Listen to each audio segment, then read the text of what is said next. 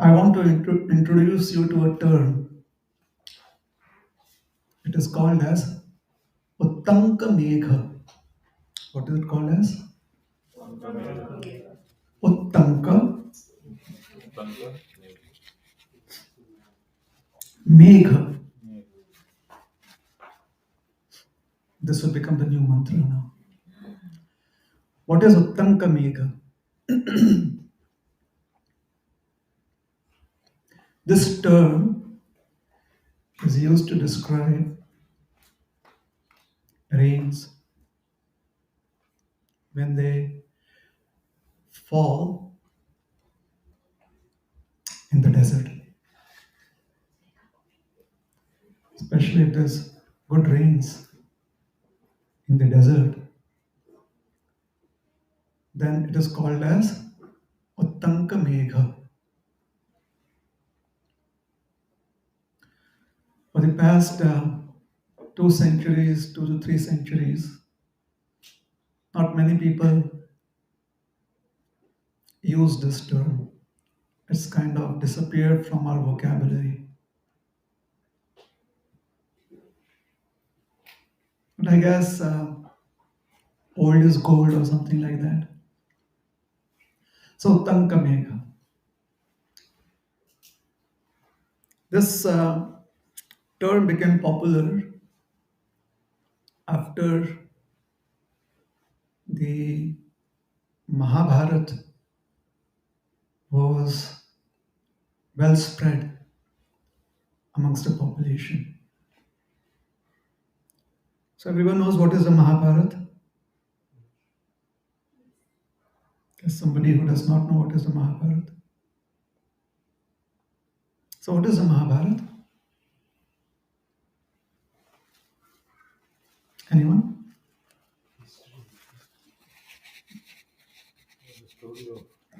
Mahabharata is history. One of the itihas in India where it talks about like two dynasties um, fighting for the throne and how Krishna guides them towards what is right. And then there's like an 18-day war that where it shows out how everybody has like their good and their bad and they basically being using Krishna's role. Thank you. Yeah, that's a very good description too. So the Mahabharata, as said, it is itihas. The literal translation in English is history.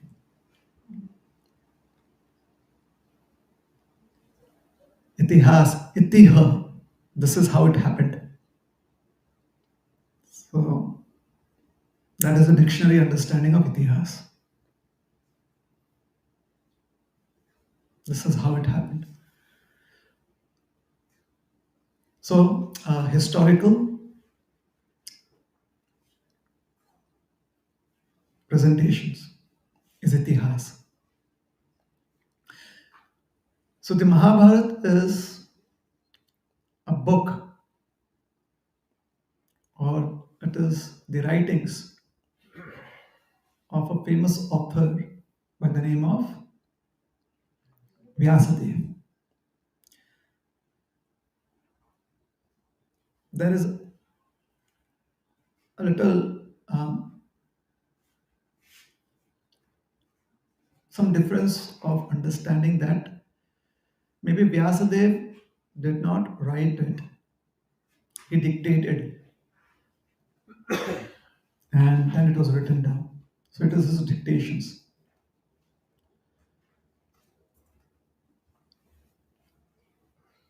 The most famous episodes of the Mahabharata, of these writings, most famous, or let us say famous in the present times, episodes of this book is definitely the history about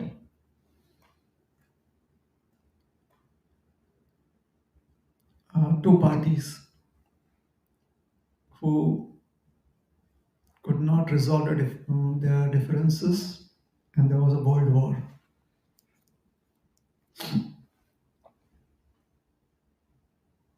When I say famous, I say it because this is what is most often repeated about the Mahabharata. However, there are many other aspects, there are many other episodes, there are many other chapters to these writings. And from one of those chapters, we will explain the term Uttanka Megha.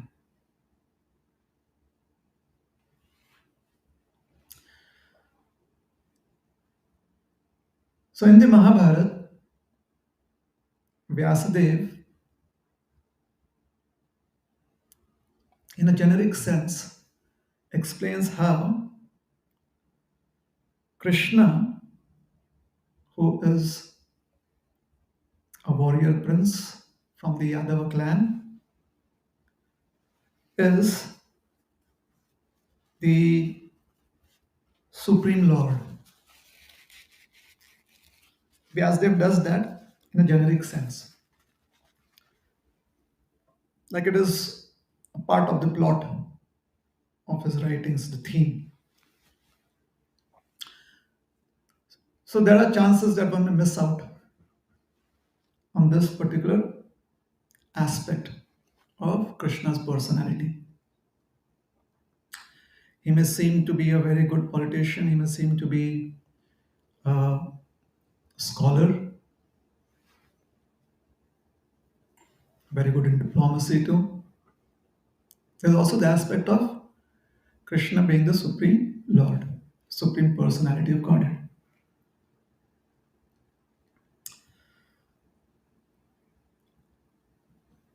And it is through these very subtle hints in the Mahabharata that the reader is gently prodded to seek the understanding of one's existence at a very deep level, personal. The understanding is very, very personal. So it cannot be generalized. Everyone has to have their own personal experience. So one is gently guided towards that.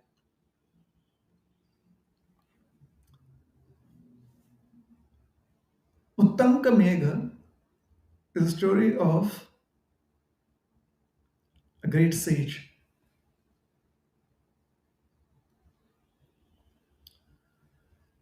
a person of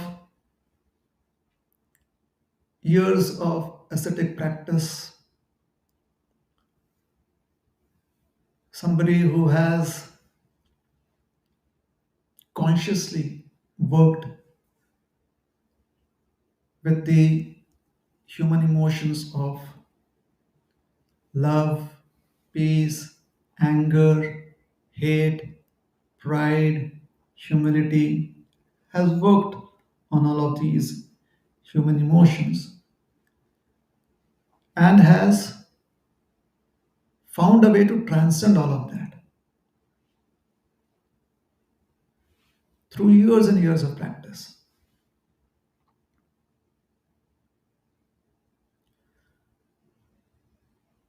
So these kind of personalities are called as great sages. They're called as rishis. So Tanka is a great rishi.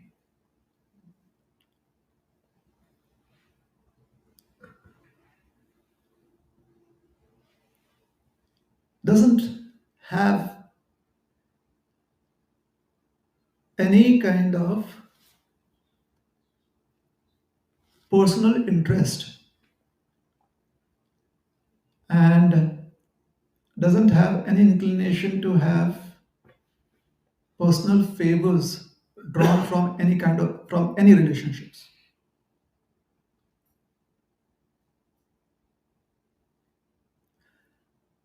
In practical terms, a very matter of fact person, very matter of fact. Uttanka.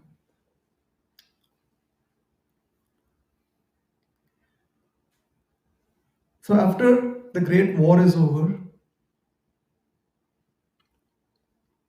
and the Pandavas have won, Yudhishthir Maharaj has been established as the emperor of the world, Samrat. Krishna takes his leave. He has to go back home.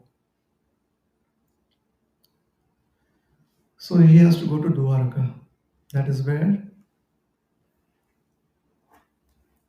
his business interests are. That is where his family is, his responsibilities as a prince lies in Dwarka. So Krishna is going towards Dwarka. On the way, he meets the great sage Uttanka. So the sage offers his respects to Krishna. Krishna also offers his respects to the great sage according to the customs.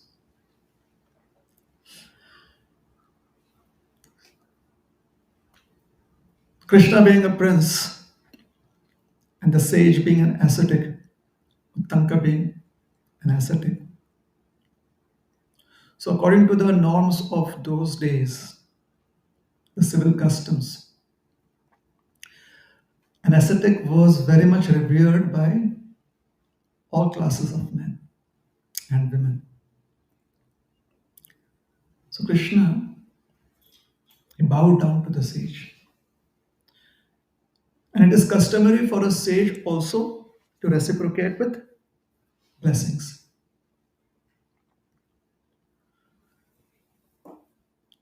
There is a difference between how blessings is understood in the Western world and blessings is understood in the Vedic concept. In the Western world, generally blessings are understood to be the fulfillment of one's unspoken desires.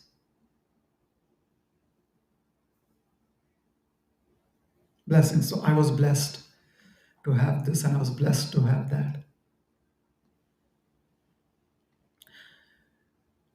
In Sanskrit, one of the words for blessings is Ashirvad.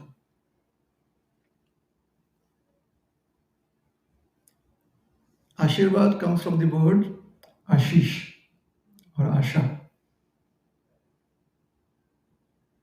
So desires.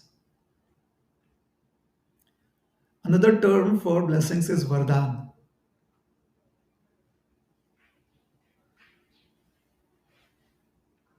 It is the it is a composite word, Var plus Dan. Dan is more prominent. So it means what we have received in charity. So with these understandings of blessings, when a sage offers blessings, the sage seeks to wish the total well being of any individual. So the sage would say,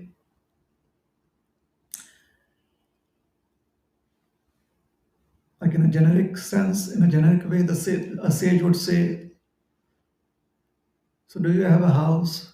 Yes. So may a house be filled with grains and all amenities which will help you to have happiness, material happiness. If it is a king, then the sage will say, May your kingdom be filled with the Lord's grace, and may all the people in your kingdom be happy, and may they all look up to you, O King. Something like that.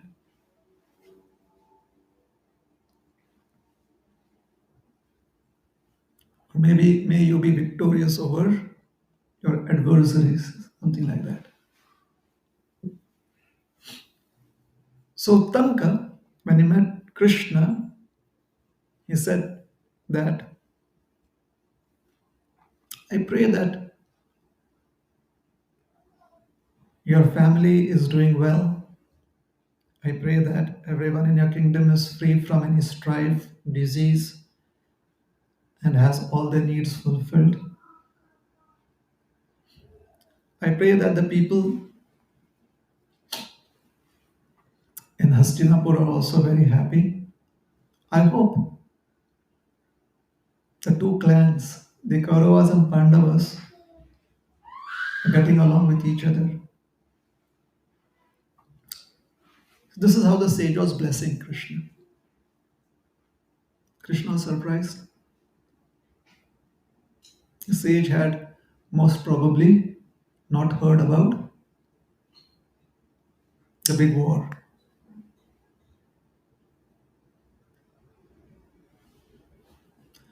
Now, if Krishna were, or if this was a situation in 2023, then we would like take out a phone and timeline. Let me go back on my timeline. See, this is what happened. Someone's happened.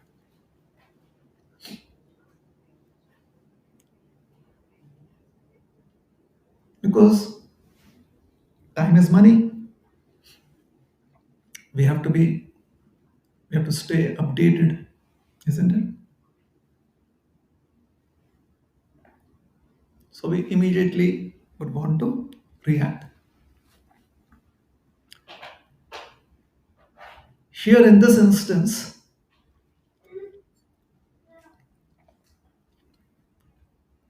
Krishna stayed quiet. The sage had completed offering his blessings.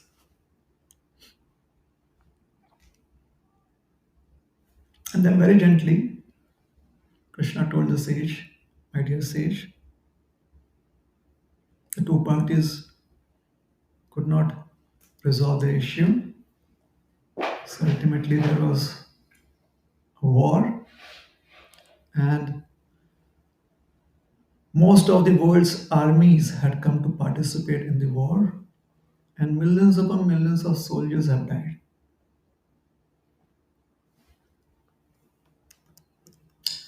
The sage became incensed, angry.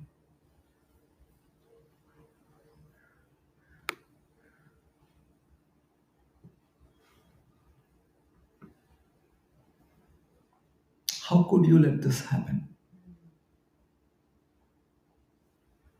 Why didn't you stop the war? Why did you let the war happen? Why did you let so many people die?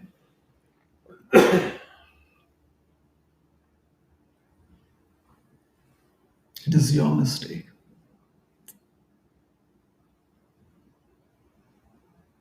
Now, Krishna hadn't told him that actually he had also participated in the war. He felt that was not a time, right time to say that.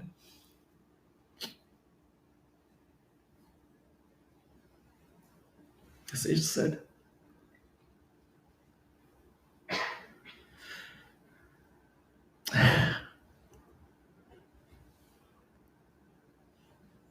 you are to blame.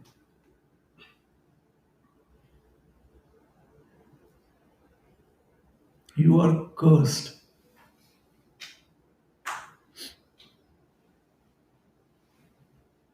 And he was about to pronounce a curse on Krishna.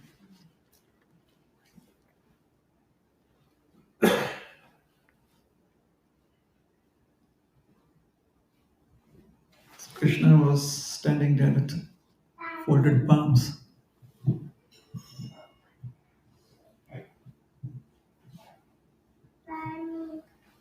He said, my dear sage, please the seminar that we attended. There's a set between action and reaction. There's a very important principle. What is that called?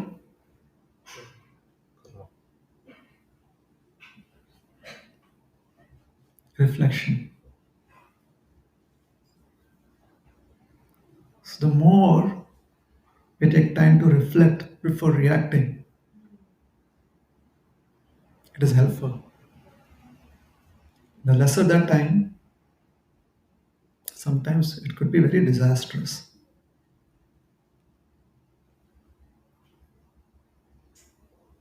Yes, he said, I did not attend the seminar.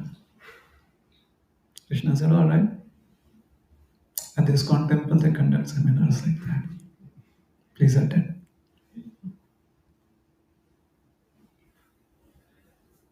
It's true, isn't it?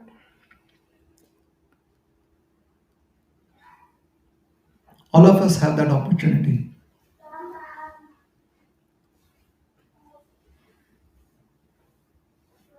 If there is a stimulus demands a response. True? Many times people feel that response is always in the active form. Sometimes response can also be in the passive form. It's definitely a minority, passive response. It's helpful.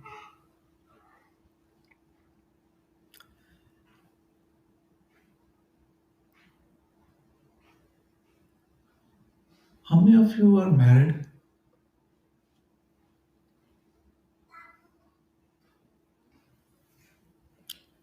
The rest are waiting to be married, waiting to get married. Good. It's- I wish you happy tidings.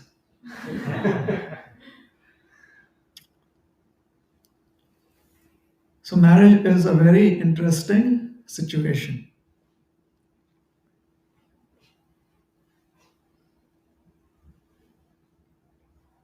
It is one of those relationships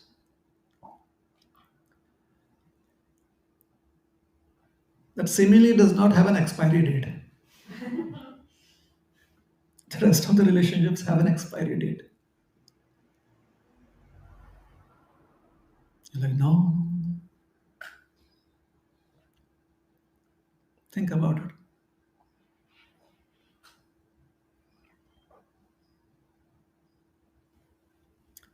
So, two people have to find some way to deal with each other.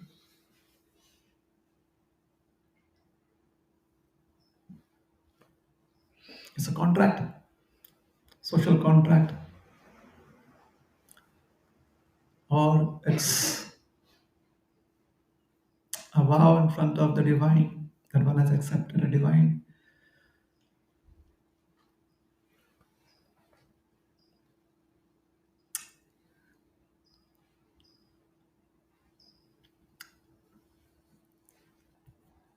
way of mutual existence. But interestingly, especially since the time every single individual has realized that they can emote.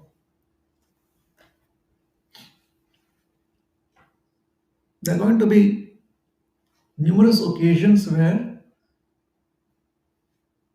one would definitely feel that one is not being properly heard. Numerous occasions. After some time, one will just get used to the idea that, yeah, although I feel that I'm not sufficiently heard, so be it. But so one partner is not in the mood to interact, the other partner is really wanting to interact. So, how would that, just imagine that scenario. So, there's somebody who's feeling very, very emotional, and the other is in a different zone. So, this person starts off. This, that, this, that, this, that. And the other person is like, hmm, hmm. Then they realize, oh, you have to be an active listener. Really? Oh my God. Oh.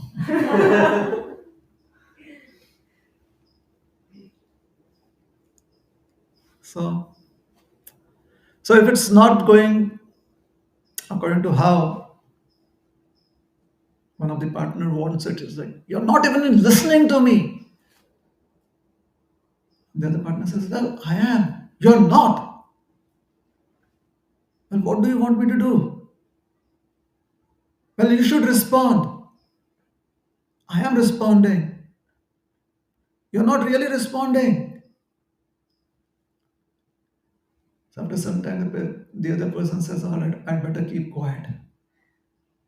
So the person keeps quiet. So the partner who's really wanting to be emotional is like, now you don't even want to listen to me. You don't even care about me.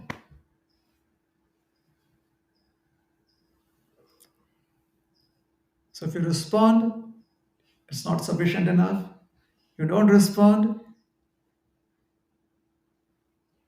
somebody is not happy. So this never has an expiry date. In other relationships, you can like, all right, my brother, siblings are not listening to each other. I'm going and talking to my friend. Friend is not listening to you. I'll go and talk to my mom. But here it doesn't happen like that.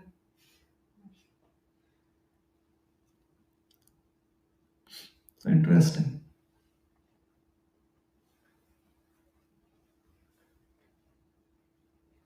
Stimulus, response. In between the two, which are simply an interaction of the senses and the sense objects, we should try and bring in the intelligence. We have intelligence, we should try to bring that. And hey, intelligence, come in like that. One should really very generously invite intelligence. Please take over. I have received the stimulus. There's an instigation. What is the right response here? And if your intelligence is AI powered, the processing would be quite fast. So, what is basically AI? AI is simply a collection of all the intelligence that has been dumped onto the internet. Cumulative intelligence, isn't it? People have dumped so much of data there, and now it has been processed so fast that we are like, oh my God, the machine is coming up with its own responses.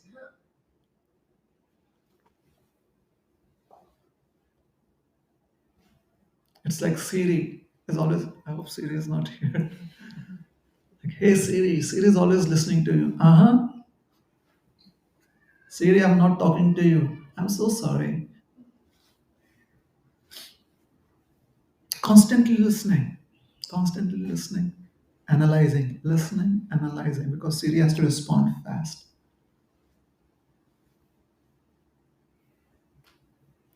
Any answers you don't know, ask Siri, ask Google. Google, what is the capital of the United States of America?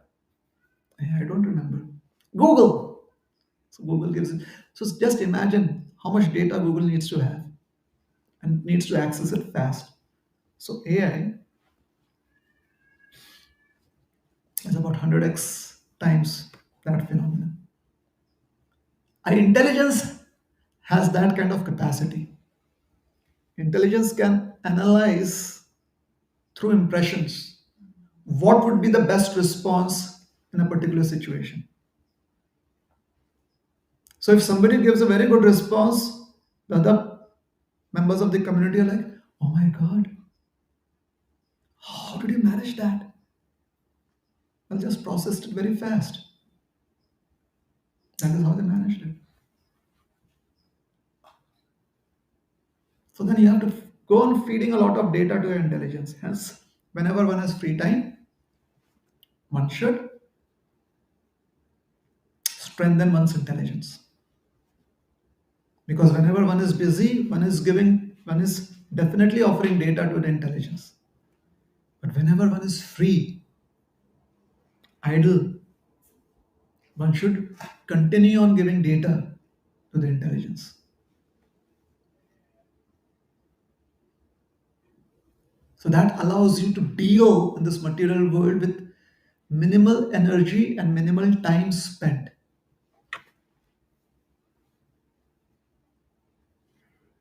Bhaktisiddhanta Saraswati Thakur, one of our teachers of the past, he tells us a story. He tells the story of a scholar, a Sanskrit scholar, visiting various places and trying to debate with people there. Just wanted to have an exchange of ideas, so would debate on Sanskrit grammar, the Sanskrit language.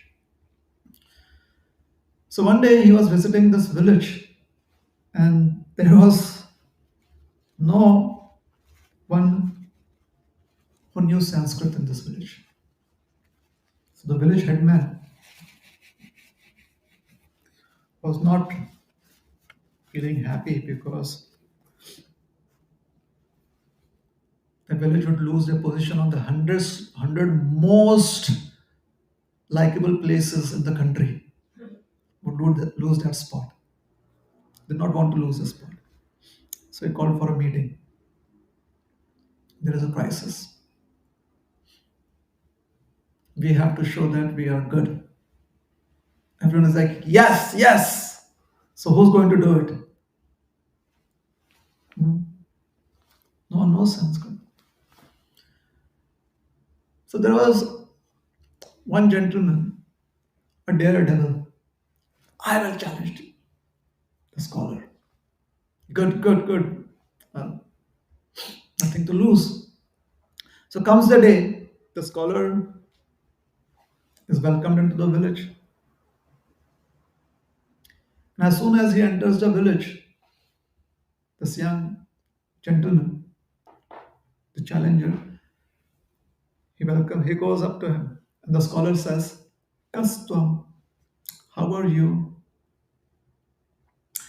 So he says, Pastam, Mastam, Lastam. Gibberish.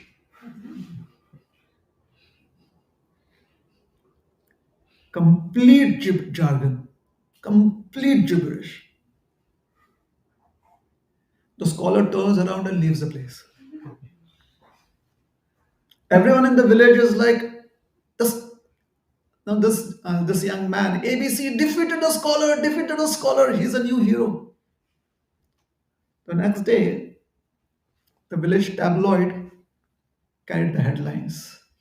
Renowned scholar defeated by our own local brand. The scholar could only speak two words in Sanskrit. He replied with six. The scholar was stumped.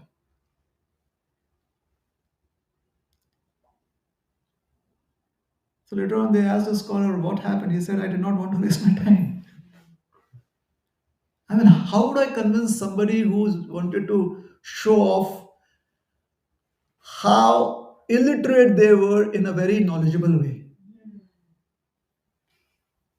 I mean, that really would need a lot of energy to be spent. He said, I don't have that kind of energy. So, stimulus and response. So, the intelligence has to be fortified with knowledge. And what does Krishna encourage Arjuna to do in the Bhagavad Gita? Typically, we would say that he encourages him to surrender. Just an addition to it, surrender in knowledge.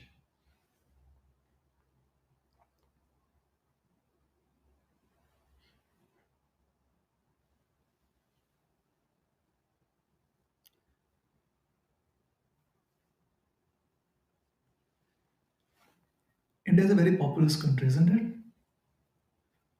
One of our,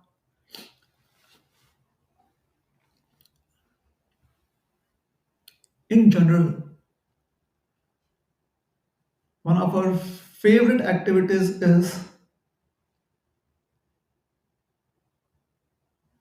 to watch any conflict by the roadside.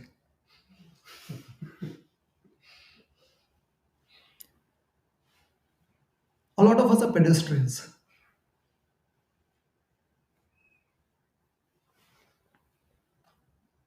Small city, large volumes. There are there's some friction, conflict.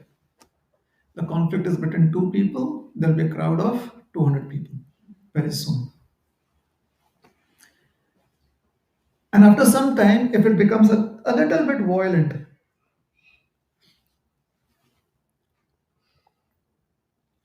then a few people from the crowd also kind of, there's a saying in Hindi, it is called as बहती गंगा में हाथ धो लेना. So then you ask them that why did you kind of, you know, express your feelings? What was the reason? He said, I don't know. They were expressing, I expressed. You really feel unfulfilled if you do not participate with the crowd.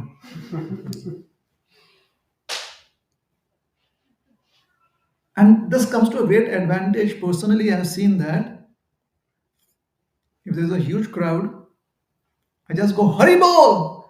And then people all look at me and they're like, okay, if he's saying Haribol, we should also say Haribol. So they're also like, Haribol!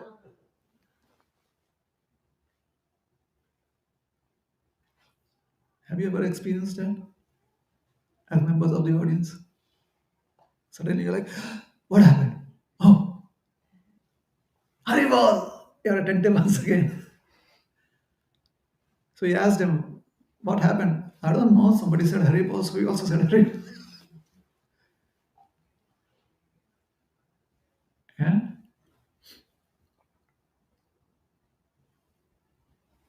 So surrender in knowledge is what is being encouraged. Otherwise, why are you chanting? Because everyone here chants.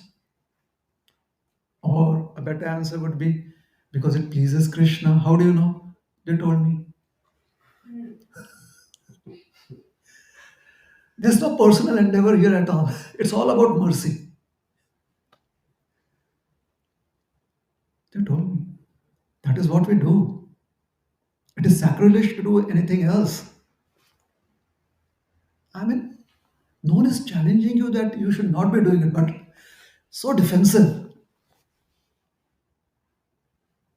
Knowledge helps you to be productive. It saves you from wasting time being defensive. Is that true? Yeah.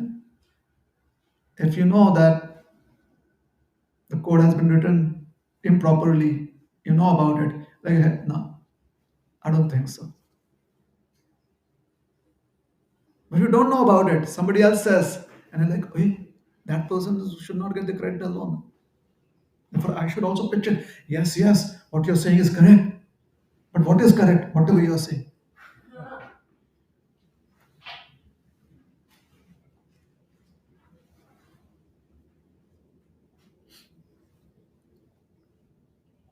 The blind following the blind.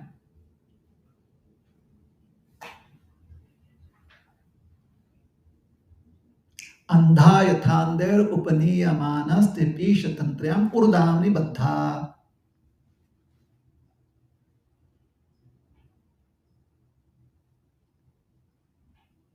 So why are you not able to practice spiritual life?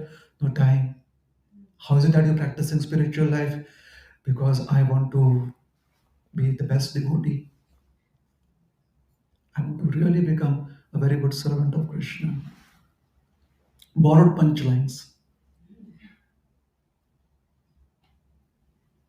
Not that it's not effective. Punchlines are effective, but they are effective when it is original.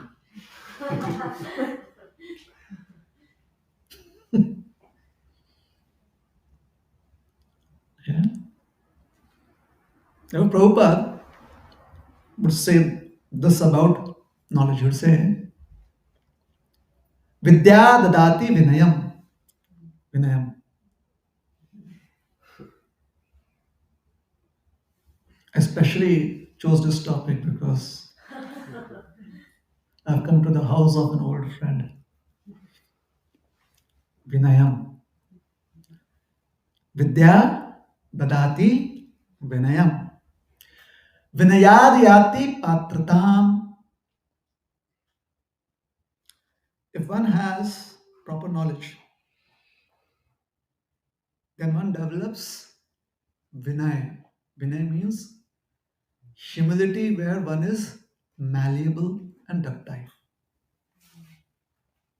That is the definition of humility here, which means one can easily mold oneself according to what the situation demands us to be productive. What is Vinay? Vinay is Bhapkar.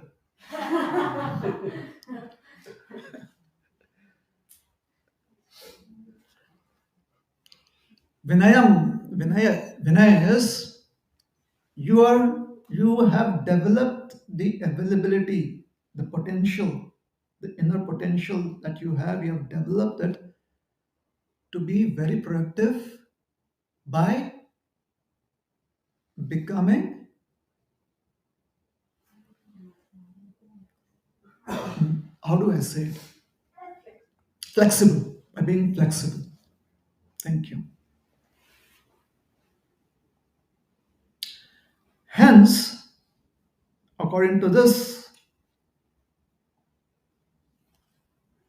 quote, it says, Vinayad yati patrata. So knowledge bestows upon you Vinay, humility, yes. Prabhu, by being productive, do you mean being productive in understanding what has to be done at that situation, or what does productive here mean? Is it like time or decision making, or what should be done? What should be done? What other understanding of productiveness do you have in mind? Yeah, I was so for some people, I think like productive is like you have a checklist of things and then how fast am I getting it done? But then usually it's not done with the understanding of why they're doing it. Okay, I'm getting up, I have to go to work, I have to sit there for 8 hours. But I actually personally feel like being productive means whatever disposition we are at that point in time, you are able to do you're able to Okay. do something in the most efficient manner or the right thing to do and avoiding unnecessary conflicts, unnecessary conversation. I was just wondering if there is an actual definition of productive which we can all refer to and use as a guidance. So for some people, you say that they have a checklist and they want to tick all the boxes and they consider that to be productive. Yeah, and I've done that. Like I used to be that person, but I later realized that that's probably not that doesn't fit me. Okay. So you're trying to be productive according to how somebody else had prescribed. Yeah, I think it's because usually these terms are like floating around. Definitely. Yes. So we try to understand the definition based on what people admit globally as this is how it should be, but it need not really sit within us. Like it need not align with what we feel at that point in time. Um, and I think like what you're talking about knowledge, like it actually helps refine that procedure. But I was just wondering if there is like an eternal definition that we can all refer to. So are we suggesting that being productive is equivalent to, first of all, defining a product and in terms of that product being productive? I think different people might have like different definitions. But for me, at one point in time, it was about like getting things done. But those things need not be. I need not do those things. Like it doesn't mean anything in my life. All right. So getting things done, which at that point of time seemed relevant. Right, right, yeah, So for that time frame, it was kind of productive. right, yeah, Okay. So knowledge helps us be productive every moment of our life. Right? Now, if it, as I said, if you have already defined a particular product and we're trying to come up with the boxes and tick it, then it is a very limited edition of what knowledge could do for us in our lives. So we need a more wholesome understanding of what it means to be productive in life. right, right, So for that, we'll have to define our end goal constantly with a long-term goal in mind. It's like wanting to believe in Elon Musk and go to Mars. That's a long-term goal, term goal. In the meanwhile, we try and see, like one of his missions took off, and after some time, spacecraft collapsed. So he's like, yeah, we are learning. right, So the next attempt, which could cost another few billions, would be a better deal. right, All right. yes, So there's a long-term goal. right. So whenever we are ticking the boxes, did we have a long-term goal, something that would always be there for us? Let us say, if we are considering ourselves to be existing for another 10 years, would that still be there? Then these boxes would be helpful if it helps us orient ourselves towards that goal. So that is being productive. So maybe sometimes we look at it from a temporary lens. Yeah. Is that okay?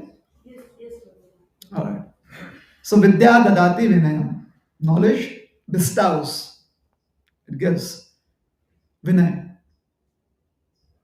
This ability to be flexible so that we can be productive. In the moment, go on. Vinayad yati patratam. This flexibility and being very good at it, it makes us qualified. It does not give us qualification. It makes one qualified. Dadati, no yati, patratam. Patratvad dhana, dhanam apnoti. Patratvad dhanam. Once we have attained qualification, that qualification makes us work to achieve some remuneration in life. So patratvad dhanam apnoti, that brings remuneration in our life, and dhanad dharmam tataha sukham. And now, because we have facilities in our life that allows us to practice spirituality or dharma. Is that true? We have a temple. The temple has programs. The temple has prasad. All of that costs money. Now, if there was no temple, or there was a temple but not prasad, or if there was a temple but not many programs, how many of us would be encouraged or feel encouraged? So, knowledge gives us not just money, knowledge gives us facilities. How?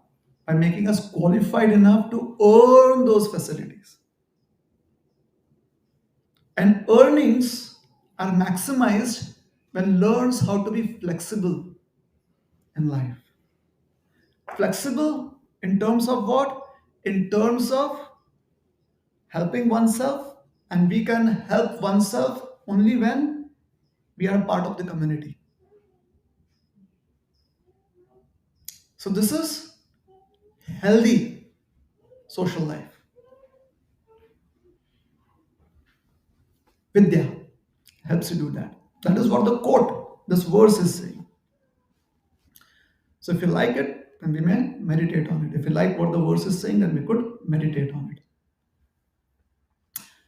विद्या ददाति विनयम विनयाद याति पात्रताम पात्रत्वात् धनम आपनोति धनात् धर्म ततः सुखम. And when one is practicing dharma, when one is practicing that which one feels most comfortable with, just like fish feels very comfortable in water, so the spirit soul feels very comfortable practicing spirituality. Sukham, happiness. The problem is, Uttanka Muni, Uttanka Rishi knew this verse.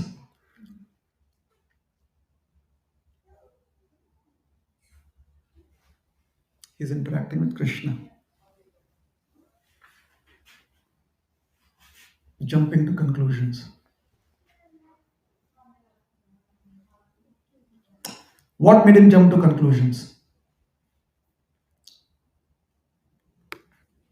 Something similar to what made Arjuna jump to conclusions.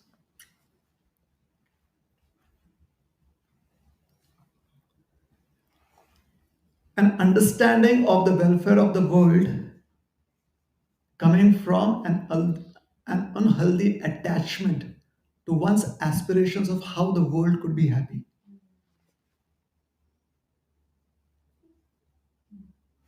I'll try and repeat it because that was very spontaneous. Arjuna was also in a similar dilemma, just as Uttanka Muni. Difference is Arjun could not curse Krishna. He felt weak. Here Uttanka Muni is feeling incensed. How could you allow the war to happen? Therefore, you should be cursed. I'm going to curse you.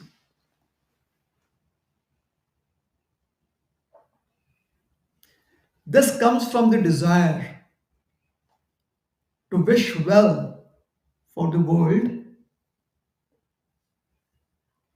This desire is born of an unhealthy attachment to the idea of what one thinks is the best for the world. So Uttanga Muni is thinking that the best option would have been for Krishna to stop the war. He could have asked Krishna, Krishna, did you make an attempt to stop the war? And Krishna could have explained, I did. I went as the Shanti Doot. It did not work out. But he jumped to conclusions. Oh, so many people died. You were right there. Why didn't you stop it?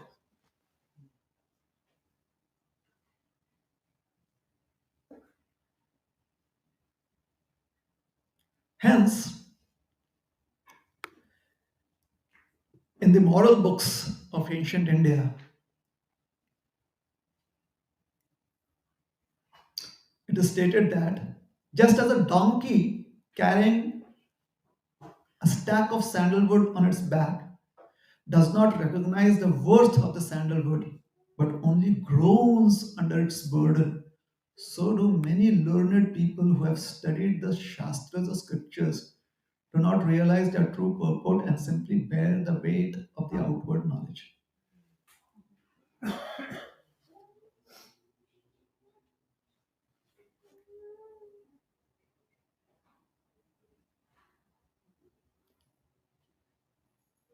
So, knowledge is like a double edged sword. If you're very careful and you use it attentively, then it could help cure However, if you are inattentive for a moment, and that moment matters, then the misuse of knowledge due to inattentiveness or misapplication of knowledge due to inattentiveness can really create confusion. So anyone who has put in time and energy to gain knowledge, it is now their responsibility to constantly be on their toes, to use or to apply that knowledge attentively, constantly. It's like they are like a nuclear production facility. If everything is done under controlled supervision, very helpful. But a bit of laxity, and there can be serious explosions. Most of the calamities in the world, serious calamities, either on the micro level of family or community or the macro level of countries, is brought about by people who are well loaded with knowledge.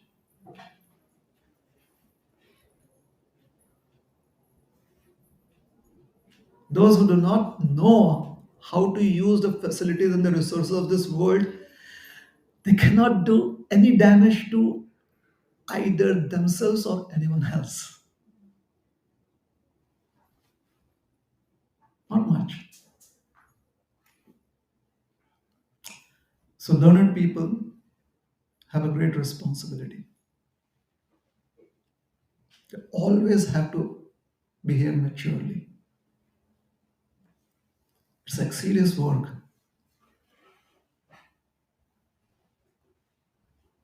And it is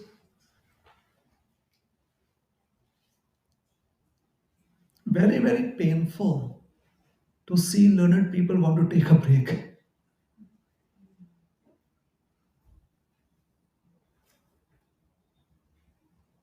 It basically means that they have entered a realm that they did not really work to be qualified for. That is when they desire to take a break. It's when they become maybe a little too greedy, little too ambitious, beyond their calculations. That is when learned people say, I need to take a break. Unfortunately, when they take a break, when they miscalculate, the repercussions affect a lot of other people. So Krishna told Tankamani, chill.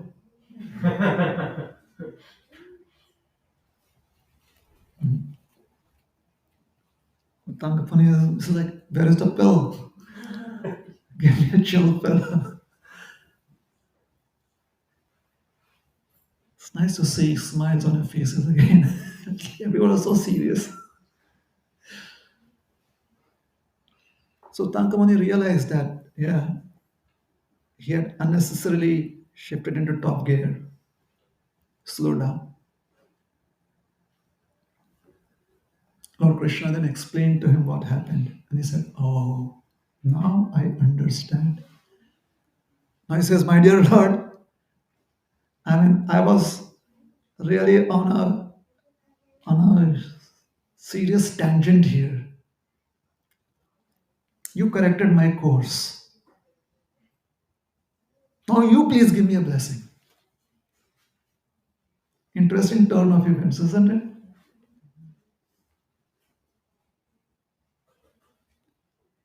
So Krishna said, all right, ask for a blessing. So Tankamani, understanding that how one can be bewildered, challenged in circumstances where one's source of nutrition seemingly seems to be cut off.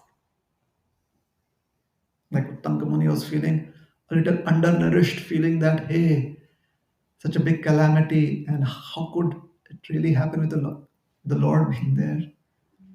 So it seems he felt as if he wasn't getting his nutrition. So according to Mahabharata, he asked that, my dear Lord, whenever I feel thirsty, please let me have water immediately. Very symbolic. However, we will not go into the symbolism right now.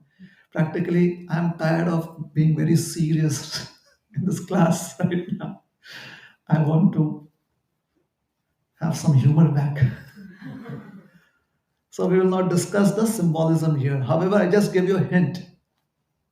That is why I said he felt undernourished. He felt that he was thirsty. He was feeling the thirst of anxiety.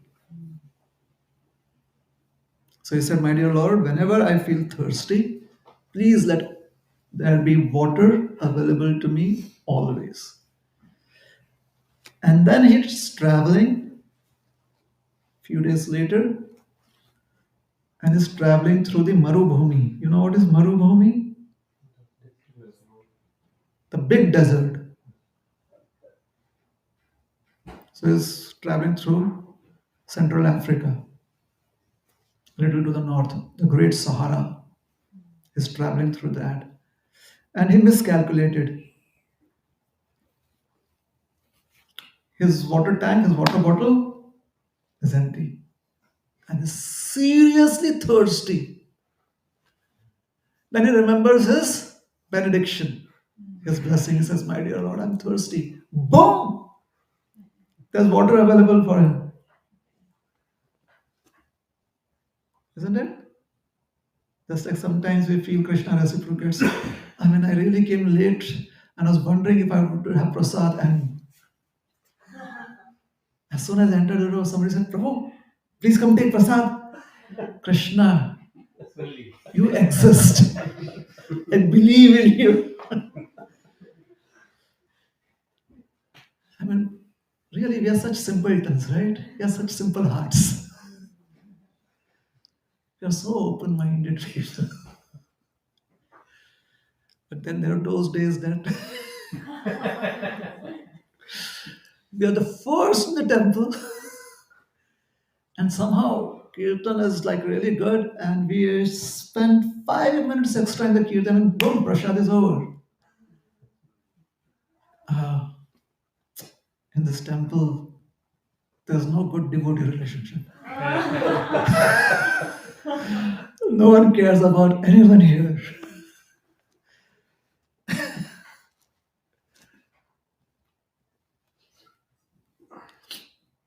Pain and pleasure, pleasure and pain, pain and pleasure. We are like the monkeys jumping from here to there to here.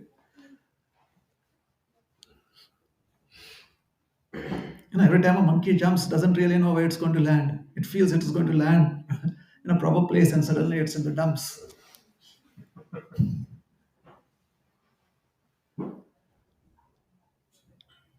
I have this realization from spending many years watching monkeys jump. No, truly, I spent a lot of time looking at monkeys. They did not give us any option in Vrindavan in the good old days. And they jump on those roofs, those temporary roofs, and they had no idea what they were jumping on. They would jump, it would be like hot, and they would come crashing down. They felt that this was like any other time, would start rocking this roof, and then we are like, monkey, please stop it here, take what you want. So they would come like that. And then this was the peak of summer, very hot. So, anyways, the monkey mind. Sometimes the monkey mind makes us believe that ah, my faith in Krishna is rock solid. And sometimes the monkey mind kind of really tests us. Are you sure? Is this the best place for you? I think this place, most probably even Krishna has left this place.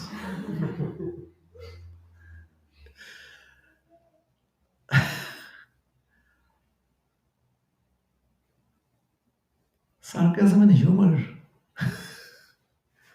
Sometimes it works, isn't it? So there's water. The water is being brought, and this container, water container, carried by a person, a human that really looks trash.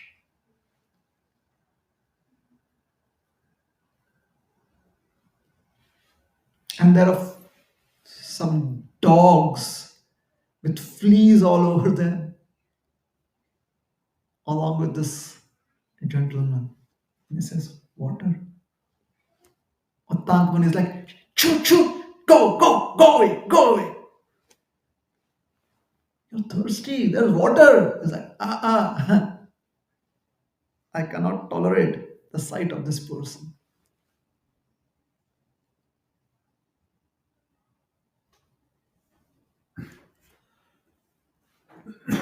Disappears. Then the Muni starts wondering, where from did this person appear right in the middle of the desert?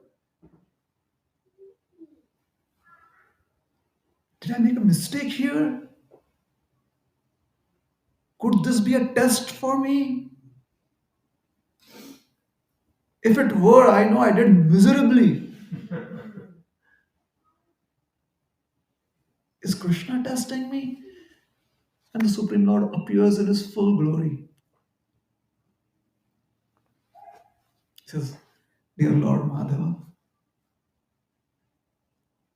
was it you who appeared in the form of that man, disguised as that man? He said, no, that was Indra.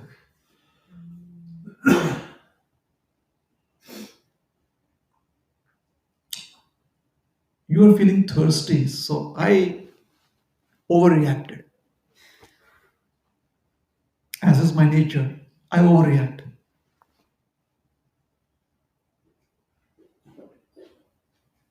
Correct? Krishna overreacts, isn't it?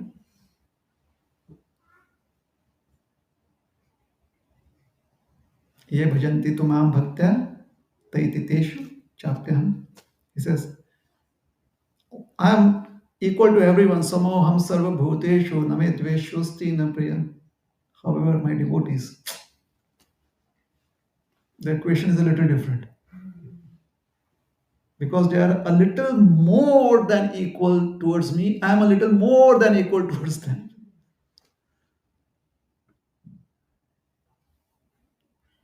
Maititeshu chapyam. So he said, I overcompensated for you. I sent nectar, not just water. I sent nectar, amrita. Indra said, impossible. I will not give the heavenly nectar to this rishi. Why should I share my nectar with this rishi? All of us here who partake of this nectar, we have done so much tapasya, we have performed so many austerities and gained so many qualifications, and you just want to give it cheap. And Krishna is like, yeah, that's who I am. So Krishna is like, please, Indra, for my sake. And Indra is like, if you were not my younger brother, because Krishna's younger brother is Upendra. Sorry, Indra's younger brother is Upendra, Krishna. If you were siblings, my God, that is Indra. He says, all right, but I have a condition. I will approach Uttanka and test him. I will approach him as a complete dump.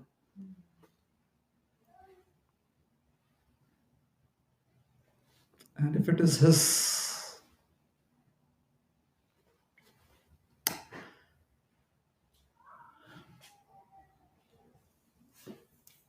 if the nectar is supposed to be his, he'll have it. It was not supposed to be his. He lost it. So Tankamuni said, Krishna, again I've learned my lesson. Why is Krishna consciousness so difficult? Why cannot it simply be chant Hare Krishna and be happy? And Krishna is like, because you chant Hare Krishna and you don't want to be happy. That is why. If you chant Hare Krishna and you want to be happy, you'll be happy. But you're chanting Hare Krishna and thinking, will I get Mahaprasad now? You're chanting Hare Krishna and thinking that, will I be going to Vrindavan? Once somebody was chanting Hare Krishna and thinking, will I be going to Vrindavan? So he goes to Vrindavan, meets Krishna. Krishna says, hey, he says, Hare Bol Krishna. He says, how's life? He says, now in Vrindavan. Krishna says, yeah, I've been with you since the time you were there chanting. You only notice me in Vrindavan?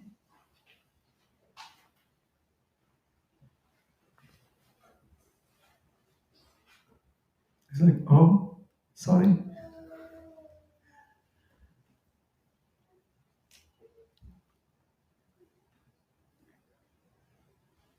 So Tankamuni said, Krishna, please, bless this dry desert. It is always thirsty for water. Bless it occasionally. So Krishna said, so be it. Since then, the deserts receive occasional downpours. And since it was Uttanka Rishi who asked Krishna for this benediction, those downpours are called as Uttanka Megha. The rain clouds that bring relief to the dry deserts. Again, that is very symbolic. However, we'll end the class now. Thank you very much. Hare Krishna.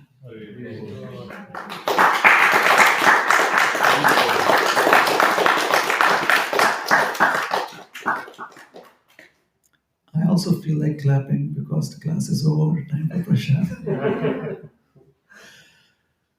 Any questions or comments, corrections? Yes. So, Prabhuji, Hare Krishna, thank you for thank you for the wonderful class.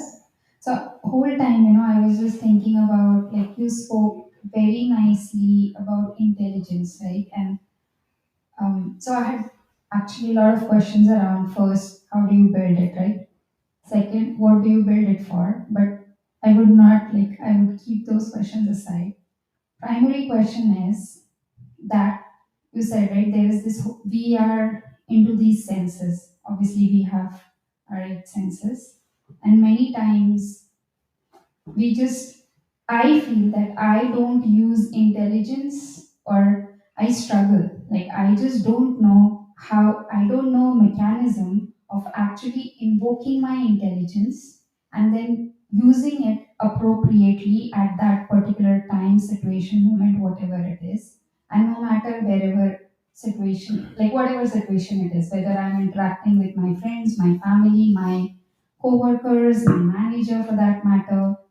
So I would just want to know if there is any practical tips on how do we even do that, right? Like I have seen a lot of lessons wherein, oh, you pause, you take a pause, or you count 10, this, that. But then I don't think so, like technically that works for me. So I was just thinking if you have anything which kind of can help me, like, hey, use your intelligence. Just sure, pause, but use your intelligence. So Is there any practical tip around it?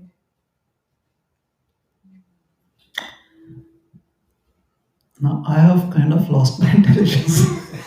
I never expected to be on this spot like that. Thank you.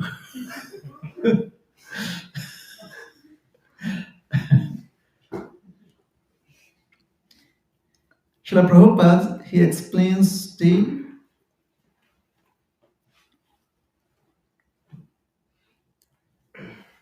form of intelligence. He explains what is the intelligence. He says the ability to discern between what is favorable and what is unfavorable.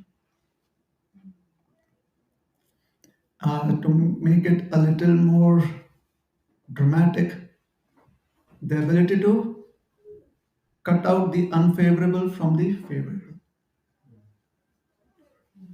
Now, that would be seem to be a little more dynamic, isn't it?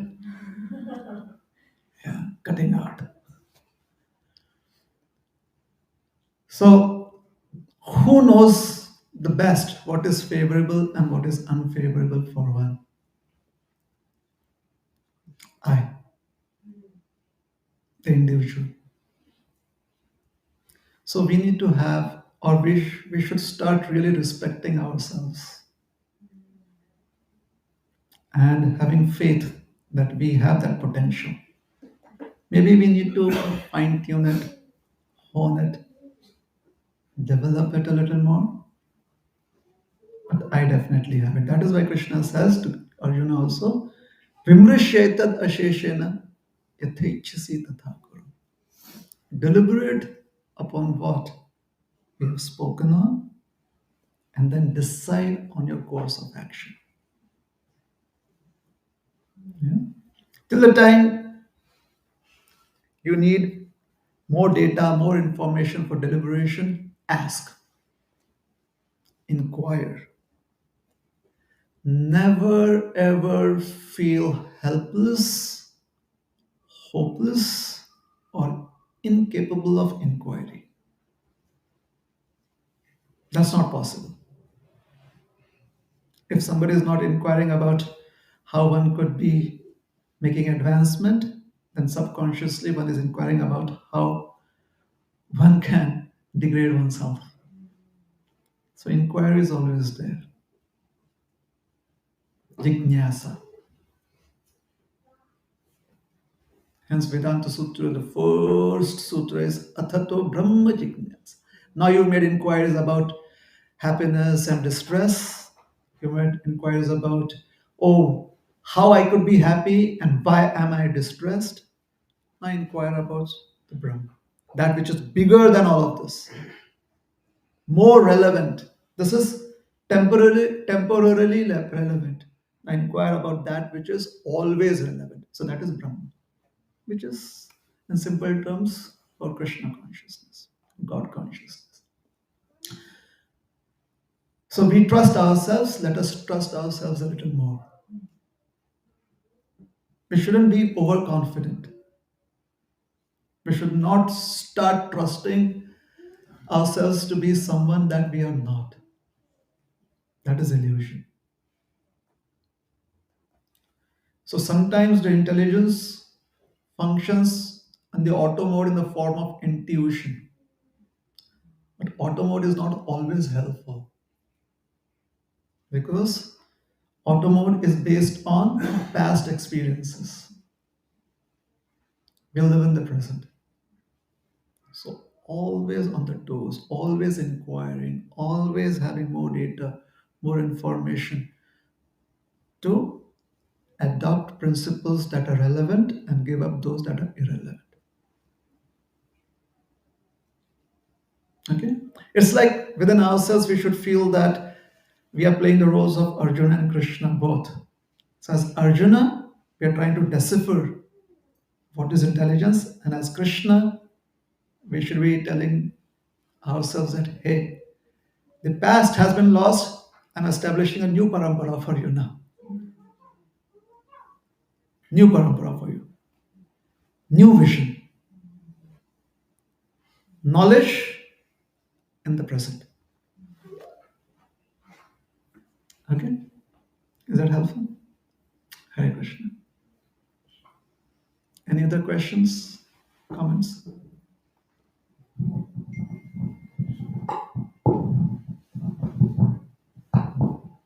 Hare Krishna Prabhu. Thank you so much for this very insightful class and this story of Uttanka Rishi. Your class, I feel, ended like a suspense story. I think there is a lot more to know after this, and it left like a long trail of thought.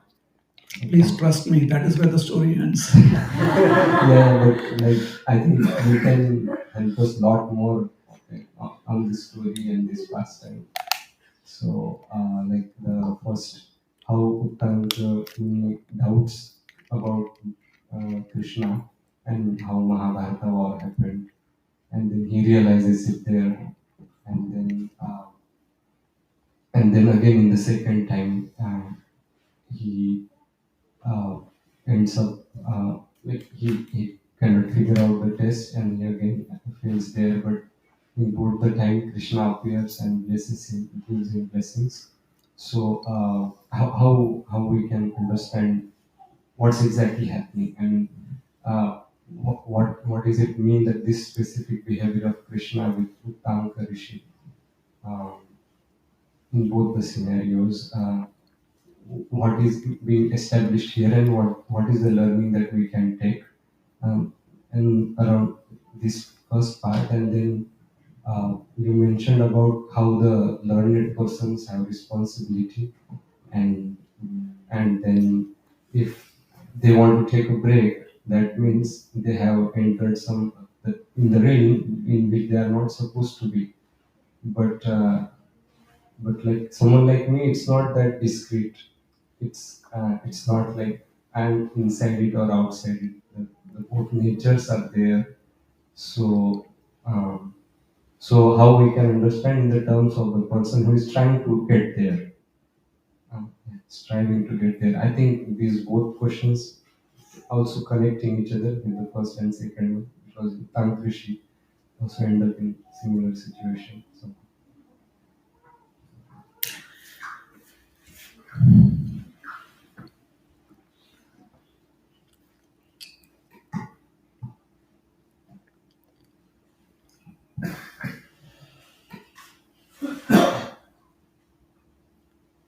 For the intelligence to work, vision is very important.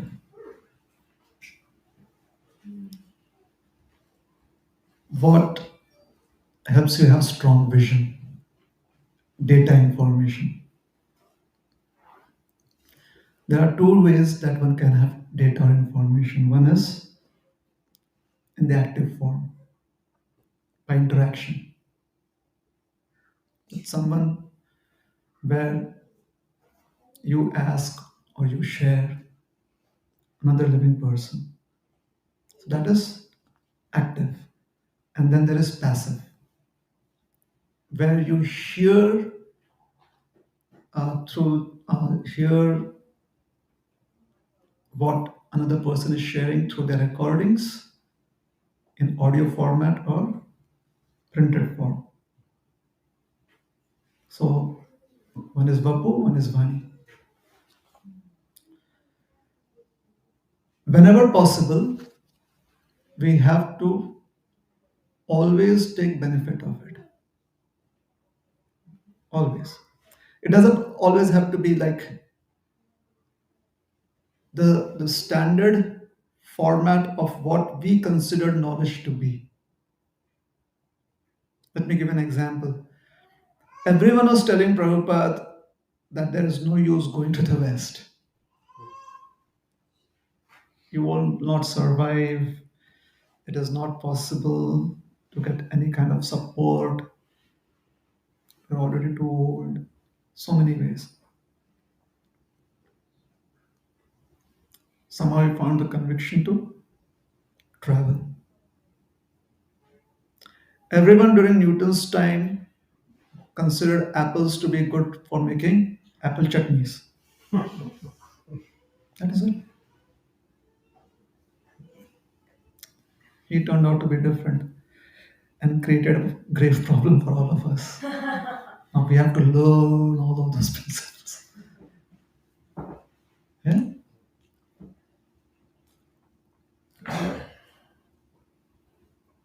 So we have to begin sometime or the other and go on once we have begun, trying to understand knowledge or accept knowledge in various formats.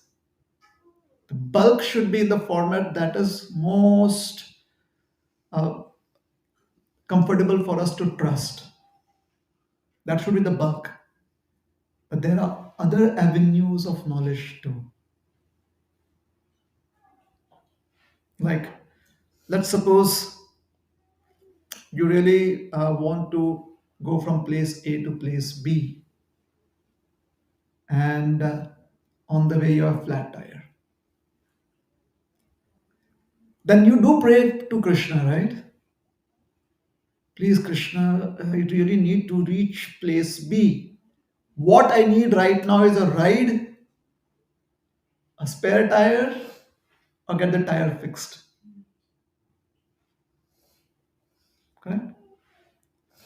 Now, these are also proper approaches because you have to reach point B. However, these approaches like looking out for another rider, and afterwards we can be grateful to Krishna. We can tell stories also. I had a flat tire. However, along with this, one has to at least spend some time figuring out how is it that I had a flat tire and I did not have a spare tire. Because if I did had have a if I had a spare tire, a good spare tire, then I would have spent my time changing the tires and praying to Krishna for help. Now, all of this requires a lot of processing, constant processing. An intelligent person does constant processing. All right? The story, Arjuna is sleeping.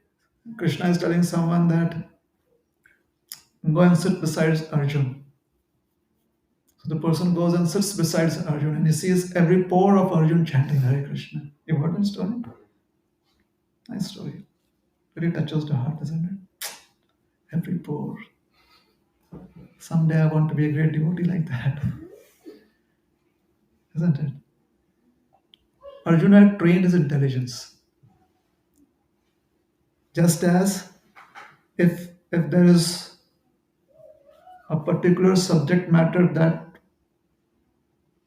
is really troubling you or that which is very important to you, either you constantly wake up in your sleep or you dream about it, or as soon as you wake up, you're immediately into it.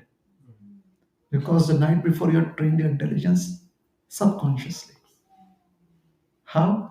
By making that thing very, very relevant, that goal very, very relevant in your life. And that is being learned. Because knowledge helps you make things relevant in your life.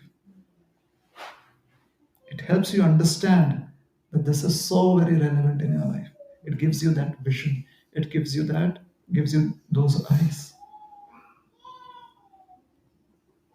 Yeah? So constantly, we have to see what kind of data we can accumulate, how to filter it, and properly channelize it. Helpful? Yes. Yes. Very helpful. Thank you so much. Hare Krishna.